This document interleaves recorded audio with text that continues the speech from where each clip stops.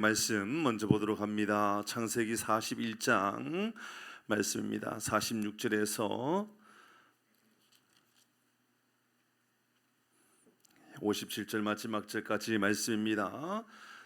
창세기 41장 46절에서 마지막 47절까지 말씀을 우리 교독에서 읽도록 하겠습니다. 제가 먼저 읽습니다. 요셉이 애굽 왕 바로 앞에 설 때에 30세라 그가 바로 앞을 떠나 애굽 온 땅을 술찰하니 요셉이 애굽 땅에 있는 그 7년 곡물을 거두어 각 성에 저장하되 각 성읍 주위의 밭의 곡물을 그 성읍 중에 쌓아둔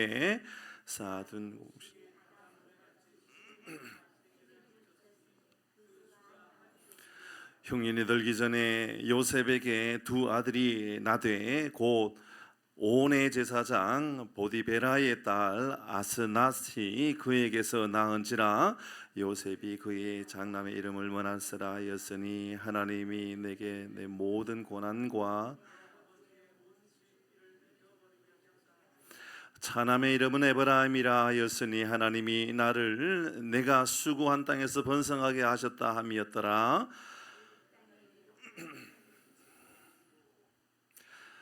요셉의 말과 같이 7해 흉년이 들기 시작하매 각국에는 기근이 있으나 애굽 온 땅에는 먹을 것이 있더니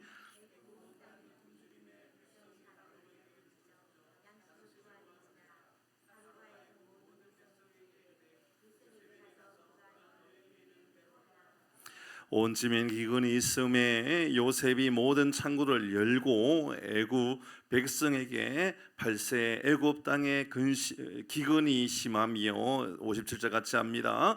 각국 백성도 양식을 사려고 애굽으로 돌아와 요셉에게 이르렀으니 기근이 온 세상에 심하였더라. 아멘. 아멘. 오늘 말씀은 축복의 통로가 되다라는 제목으로 잠시 말씀을 나누고 또 오늘도 기도하는 시간을 가지도록 하겠습니다. 사실 오늘 말씀이 우리에게 주는 교훈도 너무 많고 또 나누어야 될 게 너무 많지만 오늘 우리가 기도하는 것에 조금 더 집중하기 위하여 말씀을 우리가 좀 심플하게 보고 기도하는 일에 집중하도록 그렇게 하겠습니다. 요셉이 총리가 되었습니다. 이 신비로움입니다. 그냥 신비로움이에요. 설명할 길이 없어요. 이게 여러분, 요셉이 총리가 되었습니다. 우리는 요셉이 총리였다는 것을 너무 잘 알기 때문에 그렇구나라고 여기잖아요. 근데 그게 말이 됩니까?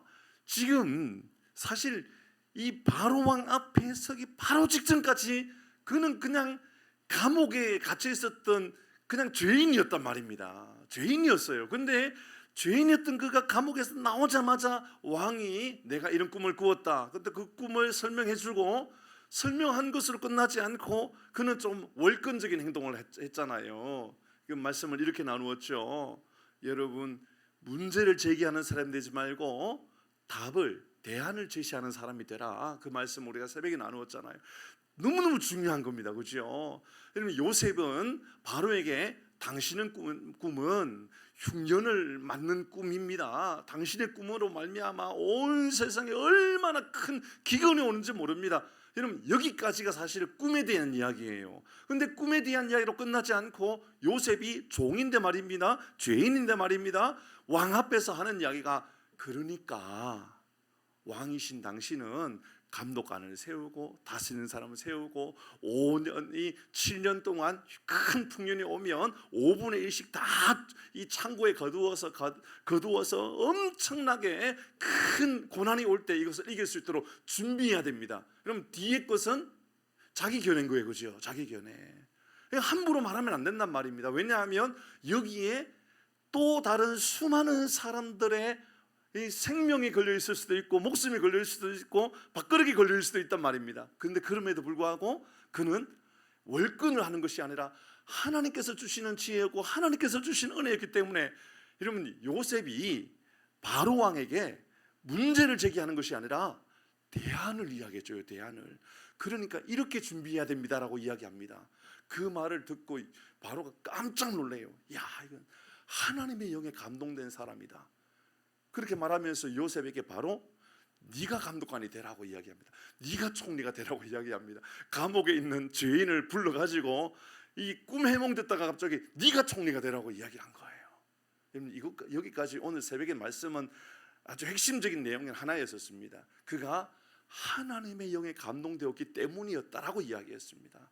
저는 우리 모든 교우들이 하나님의 영에 감동되어서 대안을 제시할 수 있는 놀라운 은혜가 있기를 바랍니다. 모든 만나는 사람들마다 문제만 이야기하는 사람 있지 않습니까? 저도 그런 사람 아는 사람 있어요. 이전에 교회에서 사역할 때에 어떤 여집사님인데 늘 날마다 교회에 문제만 제기해요. 문제만. 답이 있냐고? 답은 없어요. 그냥 문제만 이야기하는 사람이에요. 우리 사회도 그래요. 여러분 잘 생각해 보셔야 돼요. 아니 오늘 아침에 제 아들이, 큰 아들이 아직 이제 20대 초반 우리 아이가 하는 이야기가, 아빠 우리 사회는 선동하는 나라 같아요, 이런 이야기를 하는 거예요. 깜짝 놀라는 거예요. 야, 왜 그렇게 생각하냐 그러니까는 다 뭐 문제만 이야기한다는 거예요. 문제만. 답을 제시하거나 길을 제시하는 사람은 정치인 가운데 아무도 없다라고 이야기하는 거예요. 야, 내가 오늘 저녁에 할 이야기인데 우리 아이들을 통하여서 내가 이야기를 듣게 되는구나, 그런 생각이 들었어요. 여러분 가족 관계 속에서도 너는 이게 문제야, 너는 이게 문제야, 아빠는 이게 문제야, 엄마는 이게 문제야, 남편에게 이게 문제야. 문제를 제시하는 사람 말고요, 대안을 제시할 수 있는 사람. 아빠 이렇게 하면 어떨까요? 엄마 이렇게 하면 우리 가정 얼마나 좋을까요? 여러분 대안을 볼 수 있는 영적인 안목이 우리 가운데 있기를 바랍니다. 54절 오늘 본문의 말씀을 같이 읽어봅니다. 54절입니다. 시작. 그가 요셉의 이름을 같이 읽습니다. 시작.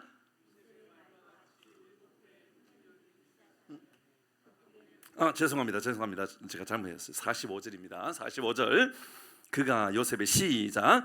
그가 요셉의 이름을 사브나 바네아라 하고 또 오네 제사장 보디베라의 딸 아스낫을 그에게 주어 아내로 삼게 하니라. 요셉이 나가 애굽 온 땅을 순찬. 아멘. 여러분 잘 보시면 지금 요셉의 이름을 애굽식으로 바꾸라 그래요. 왜냐하면 애굽에서 통치를 해야 되니까. 그래서 애굽의 이름을 바꿉니다. 그리고 그가 이제 아내를 맞이하게 돼요.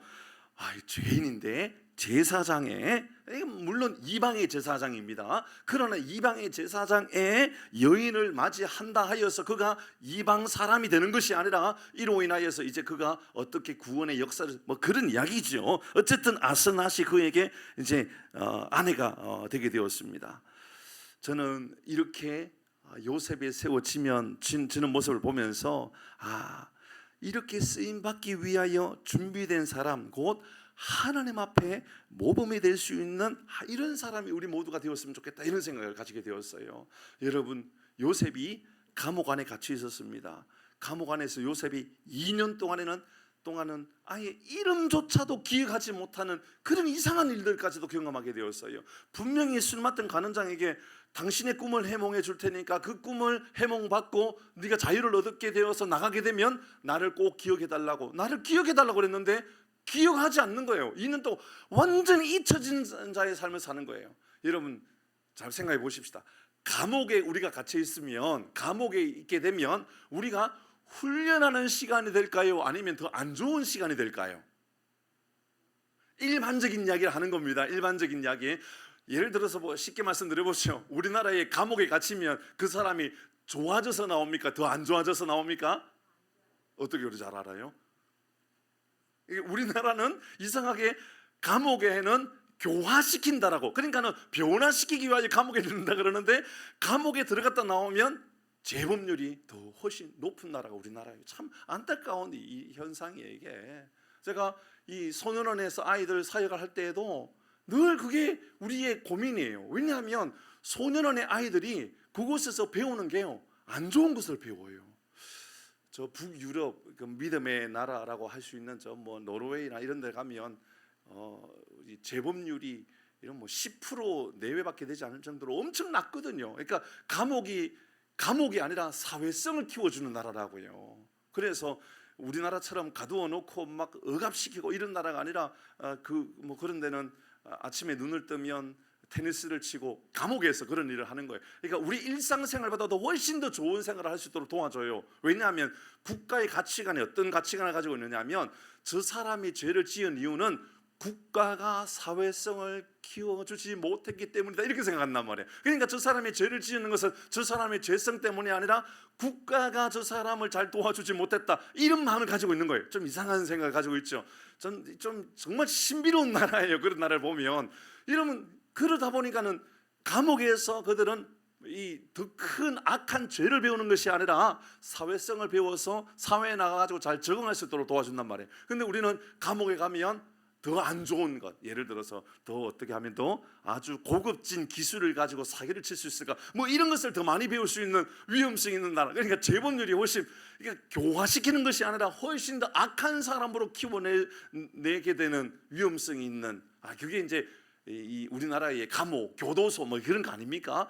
그런데 신비롭고 놀라운 것은 요셉이 감옥에 있는 동안 그가 안 좋아집니까? 훨씬 더 좋아집니까? 훨씬 더 좋아져요. 왜요?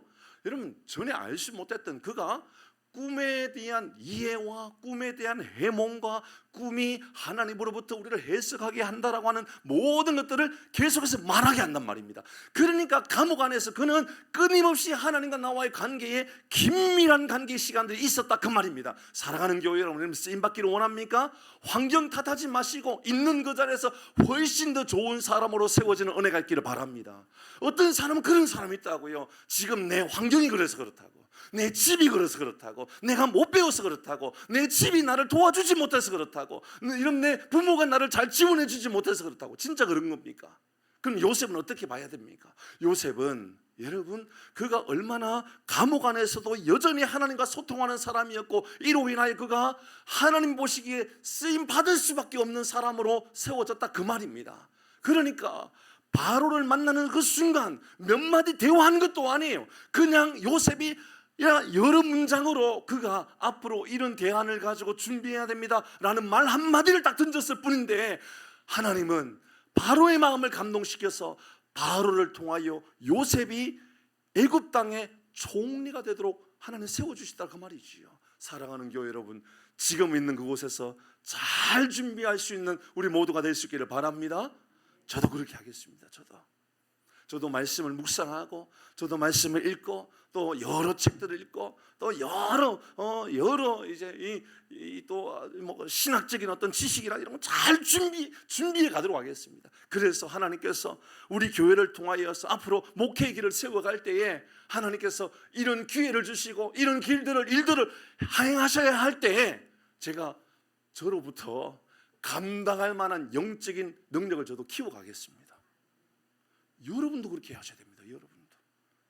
어떤 사람은 하나님의 물질을 주셔요. 근데 물질을 관리할 능력이 없어요. 그 사람의 물질은 독입니다. 독. 그 물질 때문에 가정 깨어지고요, 그 물질 때문에요 사람과의 관계 다 깨어져 버리고요, 그 물질 때문에 하나님을 떠나버리고요. 그러니까 하나님 앞에 물질을 달라고 기도하지 마시고 준비된 사람이 되게 달라고 기도해야 되는 거예요.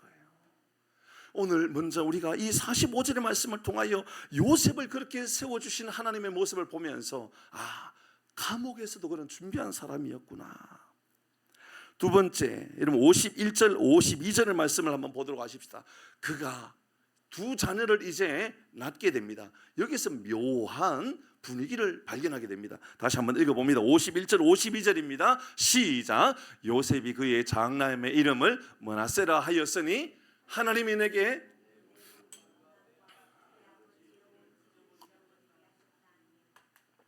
자 52절입니다. 시작. 자남의 이름은 에브라임이라 하였으니 하나님이 나를 내게 수고한 땅에서 번성하게 하셨다.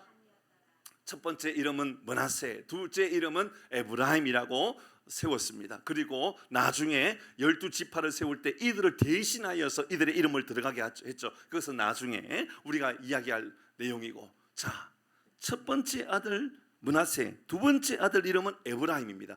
분명히 요셉 당신의 이름은 애굽의 이름으로 이름을 바꾸어야 되는 상황밖에 되지 않았던 거예요. 그러니까 그는 이 애굽에서 통치자의 삶을 살기 위해서 애굽화하는 이름을 가졌단 말입니다. 그런데 그를 통하여 태어난 두 아들 므낫세와 에브라임은 애굽식으로 이름을 짓지 않습니다. 여전히 히브리식으로 그는 이름을 간직하고 있더라 그 말입니다. 아무리 강력한 권력과 강력한 능력이, 강력한 기회가 내게 주어져 있다 할지라도 내가 이러면 물들어서 거기에 녹아져 버려야 될 것과 구별되어야 될 것에 대한 분별력이 요셉에게 있었다 그 말입니다. 사랑하는 교회 여러분, 잘 생각해 보면 그는 이제 요셉이 애굽의 총리가 되었음에도 불구하고 변하지 않는 하나님과의 관계를 유지하고 있는 모습을 우리가 이를 통하여 보게 되는 거죠. 자, 그런데 왜 하필이면 므낫세라고 이름을 51절에 므낫세라고 이름을 지었을까? 두 번째 이름은 에브라임이라고 이름을 지었을까? 오늘 본문이 이를 대략 설명해 주고 있습니다. 자, 51절의 말씀에 보니까 왜 므낫세라고 이름을 지었는가? 하나님이 내게 내 모든 고난과 내 아버지 온 집 일을 잊어버리게 하셨다 함이라. 잊어버리게 하셨으므로 므낫세라 이름을 지었다. 이렇게 이름을 지었다 그 말입니다. 이 말이 무슨 의미시요? 잘 생각해 보면 이런 의미입니다. 요셉이 그 아버지 집에서 얼마나 큰 고난이 있었어요. 형들로부터 이런 고난을 당해가지고 여러분 이 애굽의 장사꾼들에게 팔려버리고 여러분 그 구덩이에 던져버리고 죽을 위기에 빠지고 이 모든 것을 기억하고 있다. 잊어버렸다? 잊어버렸다. 잊어버렸다. 원망할 일들을 잊어버렸다 그 말입니다. 기가 막히지 않습니까? 요셉의 위대한 은혜는요, 잊어버릴 것들을 잊어버리고 그 말입니다. 52절의 말씀에 보니까 자남의 이름은 에브라임이라고 했는데 왜 그렇게 했는가? 하나님이 나를 내가 수고한 땅에서 번성하게 하셨다. 번성하게 하셨다. 기억나게 하는 것은 기억하고 살아가도록 도와주셨다. 그래서 에브라임이다. 두 가지죠. 잊어버릴 것은 잊어버리고 기억할 것은 기억하고. 여러분에게 여쭤보시죠. 여러분, 은혜가 마음 안에 오래 기억 남습니까? 화나고 속상하고 분노하고 기분 나쁘고 이런 게 오래 기억 남습니까? 대답하지 않아도 제가 이해하고 있죠. 여러분, 우리 인생이 그런 거예요. 인생은요, 화나고 기분 나쁘고 안 좋은 것은요 오래 남아요. 막 심장이 뛰고, 여러분 이런 일이 심장이 뛰면 안 되는데 막 화나고 속상하고 기분 나쁘고 이런 것은 오래 기억 남는단 말입니다. 여러분 당장 한번 생각해 보십시다. 이 요셉이 애굽에서 가장 애굽 땅에서 가장 기분 나빴던 건 뭘까요? 감옥 안에 갇혔을 때 내가 감옥 안에 갇힐 이유가 없잖아요. 보디발 장군의 아내가 나를 미혹했고 그때 내가 도망도 쳤고 내가 옷까지 벗어놓고 도망쳤지만 이로 인하여서도 또 내가 미혹을 당하고 그럼에도 불구하고 나는 도망쳤고 그럼에도 불구하고 이 보디발 장군의 아내로 인하여서 내가 감옥에 갇혔고 화가 나요 안 나요? 그러면 화가 나죠. 내가 나중에 더 높은 자리에 올라가면 가만히 두나 봐 이런 마음이 들 수가 있는 거예요. 충분히 우리도. 뿐만입니까? 아니 감옥 안에 왕의 술 맡은 관원장과 이 떡 맡은 관원장 이 두 사람이 있었는데 두 사람이 꿈을 꾼 거예요. 그런데 술 맡은 관원장에게 당신이 이제 살아나게 될 터인데 당신이 3일 안에 살아나게 될 텐데 복직되거든. 나 좀 기억해 달라고. 나 좀 기억해 달라고. 아 그럼 좀 그거 기억해 주면 얼마나 좋아요. 그런데 완전 잊어버렸어요. 근데 바로 이 요셉은 이게 아무리 기분 나빠도요 이것으로 인하여서 그가 마음 안에 꿍 하고 둔 것이 아니라 지워버렸다라는 거예요. 잊어버렸다는 거예요. 므낫세라고 이름을 지었던 이유는 내 안에 분노와 내 안에 악함과 내 안에 여러분 화가 나가지고 도저히 용서하지 못하는 것들은 내가 다 잊어버리겠다라고, 아니 하나님께서 잊어버리게 하셨다고. 자, 그래서 51절 다시 한번 봅니다. 이렇게 말합니다. 하나님이 내게 이렇게 말하였어요. 하나님이 내게 내 모든 고난과 내 아버지 집 온 집에서 일들을 잊어버리게 하셨다. 하나님이 잊어버리게 하셨다. 그러니까 그 마음 안에 여러분 모든 분노와 악함과 모든 속상함들을 잊어버리게 하셨던 분이 하나님이었다라고 요셉이 말하고 있는 거예요. 두 번째, 그 다음에 52절에도 말씀을 보면 하나님이 나를 내가 수고한 땅에서 번성하게 하셨다. 이것을 기억하게 하시는 분도 하나님이다. 사랑하는 교회 여러분, 우리의 마음 안에 잊어야 될 것은 잊어버리고 기억할 것은 기억하되 이 모든 것들이 하나님께서 은혜를 주셔서 이런 역사가 나타나기를 바랍니다. 저는 우리 교회가 이런 교회가 되었으면 좋겠어요. 우리 교회가 안 좋은 과거도 있지 않겠습니까? 우리 교회 역사, 오래전의 역사를 돌아보면 우리 교회도 썩 석연치 않는 그러한, 그래서 생각해 보면 목사님에게 상처받은 것도 있고 장로님에게 상처받은 것도 있고 어느 성도님에게 상처받은 것도 있고, 이런 그것을 돌아보면서 늘 예전에 내가 누구 때문에 싸우기 상했고, 예전에 내가 누구 때문에 화가 났고, 예전에 누구 때문에 우리 교회가 어려웠고, 예전에 누구 때문에, 여러분 그렇게 살아가면 우리가 잘 될 것이냐? 전혀 그렇지 않다는 거. 므낫세라고 이름을 지었던 이유는 하나님께서 이러한 악함과 어두움과 모든 속상함, 모든 내 마음 안에 있는 두려움들을 다 지워버리게 하시니가 하나님이었다라고 요셉이 말하고 있는 거예요. 그러면 우리도 이런 믿음의 고백이 있어야 되겠죠. 사랑하는 교회 여러분, 우리 마음 안에 있는 모든 분노를 하나님께서 지워주시는 은혜가 있기를 바랍니다. 안 된다고 생각했던 모든 것들을 지워주시는 분도 하나님이시기를 바랍니다. 이런 믿음의 고백이 있어야 되는 거예요. 우리는 이제 예수님이 십자가에 죽으심으로 말미암아 이제 다시는 우리의 죄에 대하여 묻지 않는다 그랬잖아요. 그러니까 예수님이 우리의 죄에 대하여 다 기억하지 않는다 그랬는데, 우리는 우리 죄를 기억하면서 하나님 내가 이런 죄를 지었는데 어떻게 하나님께로 갑니까? 내가 이런 악한 사람이다. 그러지 말라고요. 죄책감에 빠져가지고요 내가 아무것도 못하는 사람이라 그렇게 말하지 말라고요. 왜냐하면 오늘 본문의 말씀에 하나님이 내 안에 있는 모든 약함들, 내 안에 모든 어두움들, 내 마음 안에 있는 모든 그림자들 다 하나님께서 치워주셨다라고. 우리의 삶에도 이런 어두움들이 다 지워지고 하나님께서 주시는 복을 누리게 되는 놀라운 은혜가 있기를 바랍니다. 그런데요, 은혜는 꼭 기억해야 돼요. 은혜는. 그러니까 52절에 에브라임이라고 이름을 지었던 이유는 하나님이 나를 내가 수고한 땅에서 번성하게 하셨다. 그러니까 하나님이 다 번성하게 하셨다. 이것을 기억하였기 때문에 그렇게 이름을 지었다 그 말이에요. 저는 우리 교회가 은혜가 넘쳐나는 은혜로 끝나지 않고요, 이게 잘 기억하는 성도의 삶을 좀 살았으면 좋겠어요. 성도들이요 좋은 것을 좀 많이 기억했으면 좋겠어요. 여러분 부탁드립니다. 제가 좀 잘하는 것도 있다면 그것도 여러분 좀 잘 기억해 주시면 좋겠습니다. 아멘 안 하죠? 왜 안 할까요?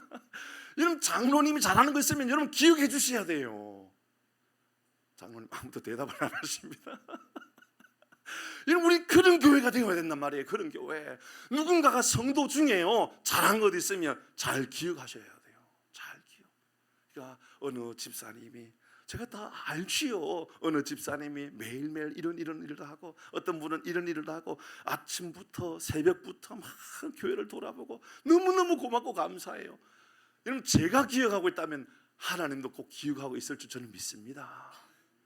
여러분 좋은 것을요 모든 성도들이 다 기억했으면 좋겠어요. 세상 사람들은 아무도 기억하지 않아도 돼요. 하나님이 기억하신다면 하나님 우리에게 기회를 주실 것이고 더 좋은 길을 열어주실 줄 믿습니다. 여러분 우리의 삶에 므낫세라는 이름과 에브라임이라고 하는 이름을 꼭 기억하시길 바랍니다. 버릴 것은 버리고 잊어버릴 것은 잊어버리고 기억할 것은 기억하고, 이 모든 것이 하나님의 은혜로 우리에게도 동일하게 주어지는 놀라운 복을 누리기를 바랍니다. 한 가지만 더 묵상할까요? 55절입니다. 55절 같이 합니다. 시작. 애굽 온 땅이 굶주림에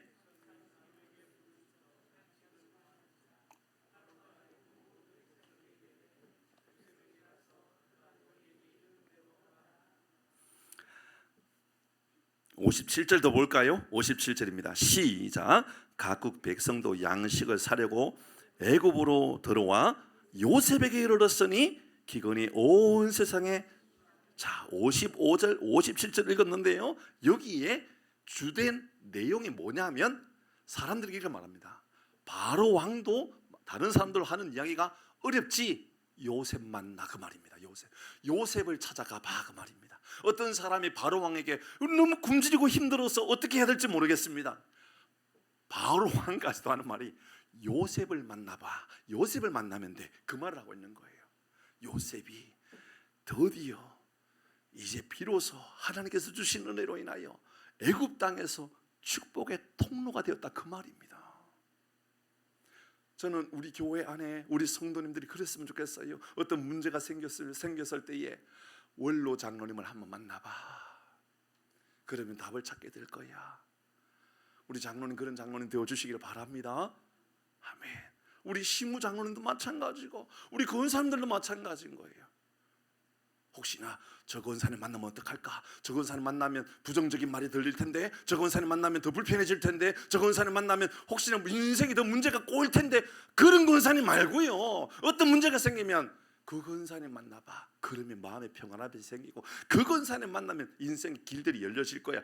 지금 누가요? 바로 누굽니까? 이방 땅에 원수되었던 땅에 왕이 하는 말이 지금 요셉을 향하여 요셉 만나봐. 요셉만 만나면 인생의 모든 문제를 풀리게 될 거야. 그 말하고 있는 거예요.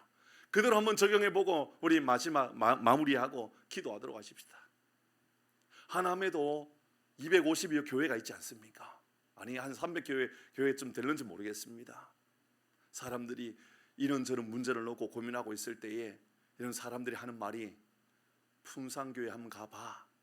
그럴 때에 풍산교회 그거 어딘데?